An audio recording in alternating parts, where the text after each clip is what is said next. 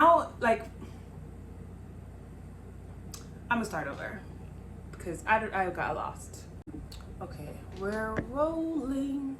All right, guys, I'm going to apologize really early up because I'm using a ring light today, and I know that the glare would probably reflect. Well, most likely I can see it. It's reflecting, not most likely. It is reflecting in my glasses, and I need them. I need them to see, so I have to use them. And I'm back to my job, so I'm recording at a different time of the day. Lighting is different now. So you're gonna bear with me. I'm gonna try. It's not horrible, right? All right, so today, welcome back to Bloom with Ayo. Today, we are gonna be talking about re-victimization, right? Re-victimization relates to the behaviors and the attitudes of others who victim blame, gaslight, and just an overall sense of insensitivity as it relates to victims and survivors of any form of abuse. When they talk about it, people are just insensitive. And when this happens, other victims often shy away, and they fear sharing their experiences, fear sharing their stories, because they don't want to be re-victimized by people around them. Recently on Instagram, a young lady messaged me, and I asked her for her permission to share this part of her message. So she shared her experience about rape and abuse.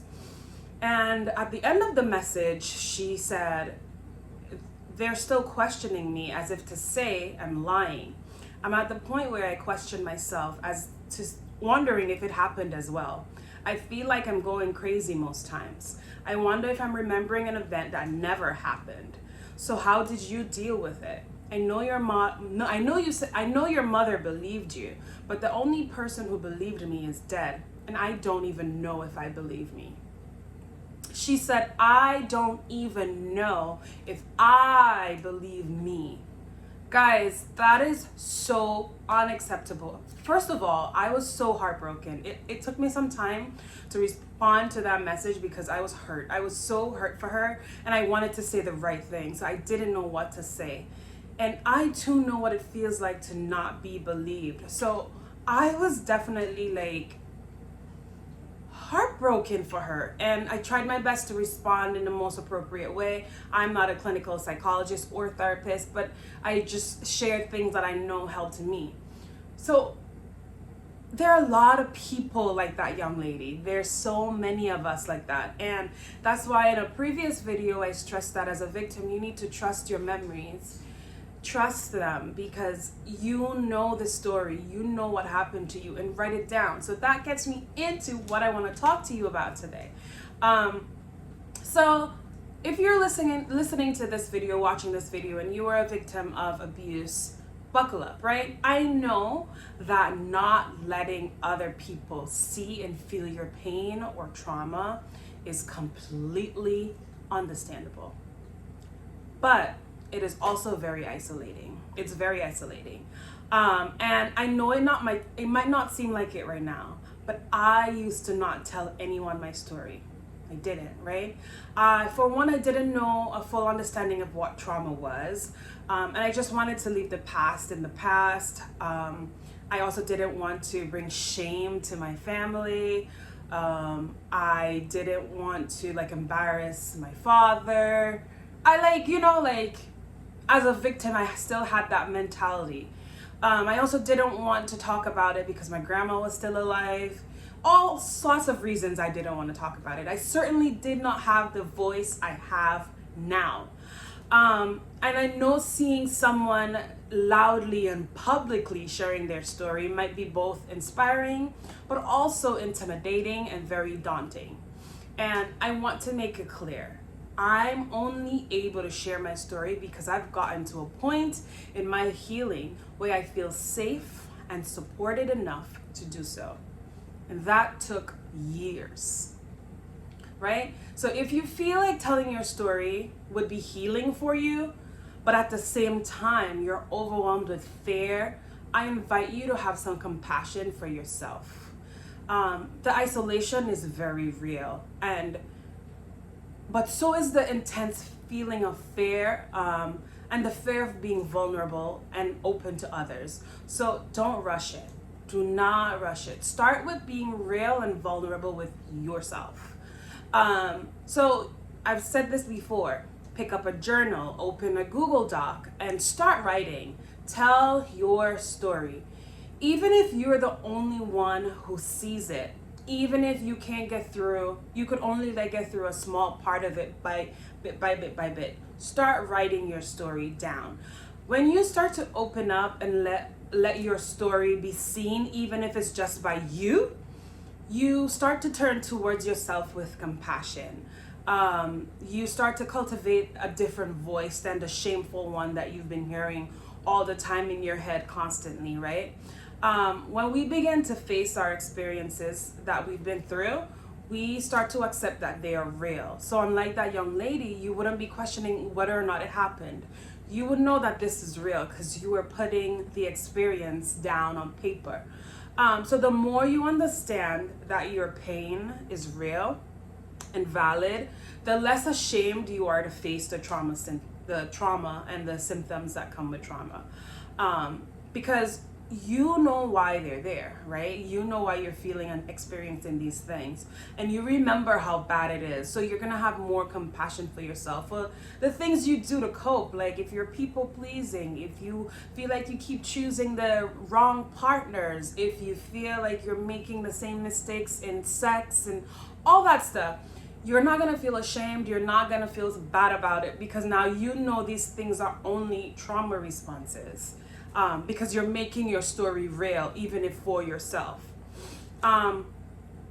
It can be really, really daunting to talk about your trauma history with those close to you.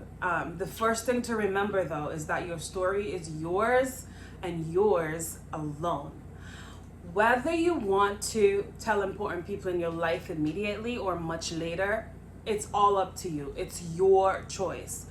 Also, what you share about your story is completely up to you. I know I've said this before, like as victims, we tell sanitized versions of this story. I've picked the people who I wanted to share the actual parts of the story with that I felt uncomfortable with, the people who I know I felt safe being uncomfortable with. If I'm telling someone, like I'm speaking publicly, I'm telling someone who I don't really want to be that vulnerable with, I tell them a sanitized version of the story. And that doesn't mean you're telling any lies, you're just omitting details that you're not comfortable sharing, right? So how you share and who you share it with is completely up to you, and what you share. So even if the person you disclose asks for the details, it may just be because they don't know what to say. They don't know what to say, and they want to understand, right? But still, you can set a boundary and just because someone asks doesn't mean you need to tell them, right? For example, you can say something like, I wanted to tell you what happened, but I don't feel comfortable sharing the details right now. Simple as that. So you need to put the boundaries down and respect your own boundaries, and have the people you're telling respect that boundary. Also, the way you choose to tell someone is also up to you. I remember one young lady had messaged me on Instagram. I mentioned this previously, where she was like, why are you doing this on social media? As if I should just like whisper this. I choose. You, the victim, choose how you want to tell your story. I didn't just wake up one day and decide to be on social media. I've told people close to me the story in private all the time before getting here. So how you choose to tell your story is completely up to you. It can be in person, it can be on the phone, it can be in a letter. There are benefits and drawbacks to all those options, but only you know what will work for you. So no matter how you choose to tell someone, it is a good idea to set the ground rules first. Make the rules work for you, because this is your story, this is about you. If you choose to disclose in person, timing and location is important. You want to ensure that the person can give you their full attention and that they have time to process afterwards. If you feel safe with the person you are disclosing to, choose a private or quiet place to talk. If you feel like they might get angry or violent in a public location, maybe safer, and you might want a support of someone close by.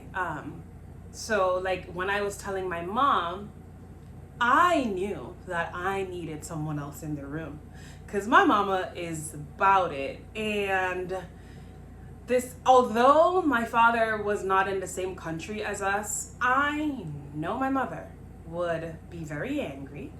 And I didn't know how I would have processed her anger and my hurt at the same time.